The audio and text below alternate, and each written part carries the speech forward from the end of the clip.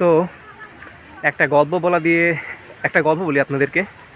আমি আগে এই একটু নৌকায় উঠতেছি, নৌকায় একটু উঠি। দেখেন এখানে প্রচুর ময়লা আবর্জনা, হ্যাঁ, এর মাঝখানেই নৌকাটা বেঁধে রাখছে। তবু আমি এখানে একটু উঠি।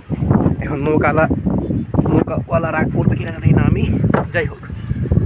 তো গল্পটা হচ্ছে এই নদীর পাশে, যে এর আগেও দেখাইছিলাম আমি, এবং এই ভিডিওতেও হয়তো বা দেখাইছি, যে এই নদীর পাশে আমাদের একটা জমি আছে। ওইখানে আগে আমরা থাকতাম, হ্যাঁ, ওইখানে আগে আমরা বসবাস করতাম। তো আমরা এখন ওই পাড়া চলে গিয়েছি, এখানে একদম ফাঁকা। তো এখানে আমাদের আম গাছ আছে, আমাদের নারকেল গাছ আছে, আরও বিভিন্ন গাছ আমাদের রয়েছে, ছোটোখাটো লিচু গাছ, লেবু গাছ, এগুলো। যাই হোক, এখানে ভালো একটা আম গাছ আছে, সেটা হচ্ছে হিমসাগর আম গাছ, হ্যাঁ। তো আমার এই এলাকার দুইটা পরিচিত ছেলে, নাম হচ্ছে রুমান আর কুরবান। তো কয়েক মাস আগে, আনুমানিক রাত 12টার দিকে, এই আমাদের এই নদীর পাশ দিয়ে যাচ্ছে। তো যখন আমাদের বাড়ি অতিক্রম করছিল তারা, তখন দেখে কি আম গাছটা নড়ছে। এখন তারা ভাবে যে আম গাছ নড়তেছে মানে কোনো কিছু হলো নাকি। এরপরে তারা ভালো করে একটু লাইট মেরে দেখে কি আম গাছে একটা লোক।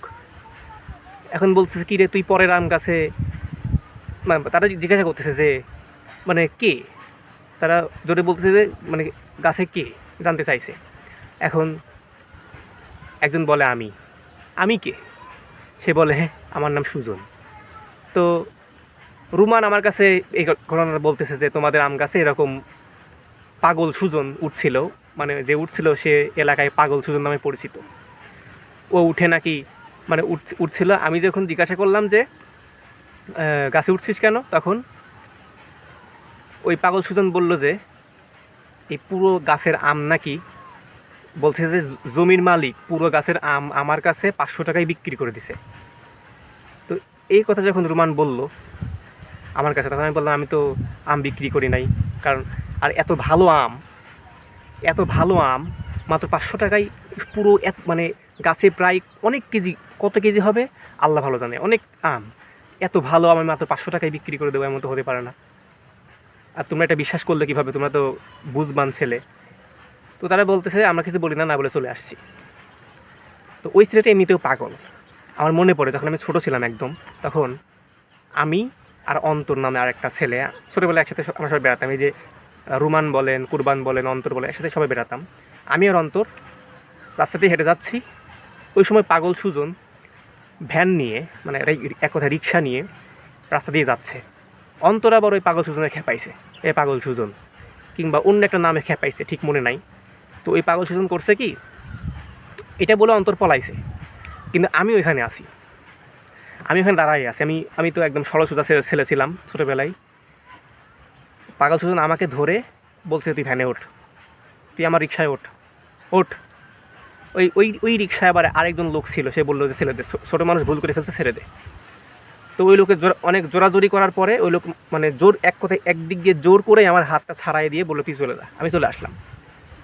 তখন অন্তর লুকায় ছিল, ও বেরোয় আসে, আমাকে বলতেছে তোর যদি ধরে নিয়ে যেত তাহলে ও অমক ব্রিজে গিয়ে তোকে ফেলায় দিত। তো ওই সে পাগল সুজন। তো পাগল সুজন কেন কেন চুরি করছে কাছ থেকে আম, এটা হচ্ছে বড় প্রশ্ন।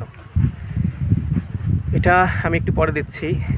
আমার ভাঙা ফোন ধরে রাখতে রাখতে আমার হাতটা ব্যথা হয়ে গেছে, একটু পরে উত্তরটা দিচ্ছি। এই মুরগি, ওই মুরগি, এই মুরগি, ওই মুরগিরা নদীর পাশে এসে দেখেন কি করতেছে। যাই হোক, এই যে বলছিলাম নৌকা, এই যে নৌকার উপর বসে আছি, আর এই দেখেন নৌকার পাশে দেখেন কি ময়লা আবর্জনা, দেখছেন আমাদের নদীর কি অবস্থা। বাংলাদেশের মানুষ নদীর যত্ন নিতে পারে না। আসলে বাংলাদেশের মানুষ নিজেরই যত্ন নিতে পারে না, নদীর নেবে কীভাবে। যেটা বলছিলাম যে তারা এই আম চুরি কেন করে। আবার আমাদের কাছে এখানে যে ডাব গাছ আছে, ডাব, নারকেল গাছ, যেটা কি বলে, নারকেল গাছ যেটা আছে, এখান থেকে মনে হয় 2-3 মাস পর পর 10 থেকে 15টা ডাব হয়, খাওয়া যায় ডাব পেরে, কিন্তু আমাদের ভাগ্যে সেটা জোটে না, সেটা একদম চলে যায় চোরের পেটে। তো মোটা দাগে কেন হয় এটা? এর প্রধান কারণ হচ্ছে মাদক। বাংলাদেশের মানে কি বলবো, প্রত্যেকটা ছেলে 10 জনে এক কথায় 8 জন মতো মাদকে আসক্ত। এই যে আমাদের জমির পাশে একটা চায়ের দোকান আছে, এখানে মাদকের আসর বসে। এটা নিয়ে মানে কিছু বলার নাই। তারা রাত্রে আমাদের জমিতে রাত্রে আড্ডা দেয়, আড্ডার ফাঁকে ফাঁকে হয়তো বা যখন আম হয় আম পেড়ে খাই, যখন ডাব হয় ডাব পেড়ে খাই। আর মাদকাসক্ত যখন একজন মানুষ হয়ে যায় তখন কি করে, তখন তো পরিবার থেকে তাকে অনেককে বের করে দেয়।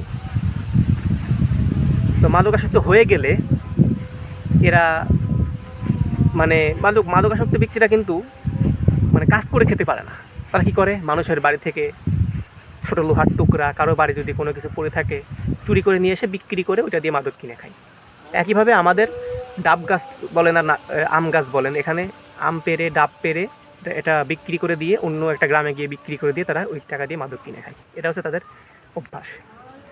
তো বাংলাদেশের মানুষ নিজেরই করতে পারে না, যত্ন নিতে পারে না। এই নদীর যত্ন নেবে কীভাবে?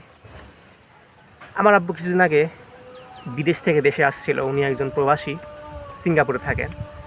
বলল যে যখন ব্রিটিশরা এই পুরো ভারতবর্ষ শাসন করেছে তখন তারা কি করেছে, মানুষকে মানে একদম ফ্রিতে সিগারেট দিত, তারা ফ্রিতে সিগারেট খেত। এটা আমি শোনা গল্প, এটা বাস্তবতা কতটুকু জানি না আমি। যখন এই সিগারেটটা নেশায় পরিণত হলো তখন তারা এটাকে ব্যবসা হিসেবে কাজে লাগালো, এই সিগারেট নিয়ে ব্যবসা শুরু করলো। মানে মাদক এমন একটা জিনিস, আপনি ইয়াবা বলেন গাঁজা বলেন যাই হোক না কেন, যে কোনো ড্রাগসই হোক না কেন, এটা আপনি মানুষকে ফ্রিতে একবার দিবেন 2বার দিবেন, অভ্যস্ত হয়ে যাবে, তখন বলবেন যে টাকা দাও। তখন সে নেশার জলে তো টাকা মানে যেভাবে চুরি করে হোক ভিক্ষা করে হোক যেভাবে হোক আপনাকে টাকা দিয়ে এটা নিবেই। আর মানে খুবই অবস্থা। আর এই যে চুরি হলো, আরেকটা কথা আমার আব্বু বলেছে যে সিঙ্গাপুরে কারো মানি ব্যাগ, ওয়ালেট কিংবা হচ্ছে ফোন যদি কোথাও পড়ে যায়, পরের দিন এসে সে ওইখানে দেখবে যে ওইখানেই সেটা পড়ে আছে, কিংবা পুলিশের কাছে খোঁজ করলে পুলিশ ওটার খোঁজার ব্যবস্থা করে দিবে। কিন্তু বাংলাদেশের অবস্থা কেমন সেটা আমার বলার দরকার নাই, সবাই সেটা জানে। সবাই মানে দেশকে নিয়ে সবার চিন্তা করা উচিত। হ্যাঁ, যেখানে পাশের দেশ এবং মানে মানে মুখের বলার ভাষা নাই, শুধু দেখা ছাড়া, নিজে বোঝা ছাড়া বলার কোনো ভাষা নাই। আমরা সবাই সব কিছু জানি কিন্তু মানতে চাই না। যাই হোক, এত কিছুর মাঝেও আমি একটু প্রকৃতি উপভোগ করি, তাছাড়া করার কিছু নাই। যাই হোক, সবাই ভালো থাকবেন।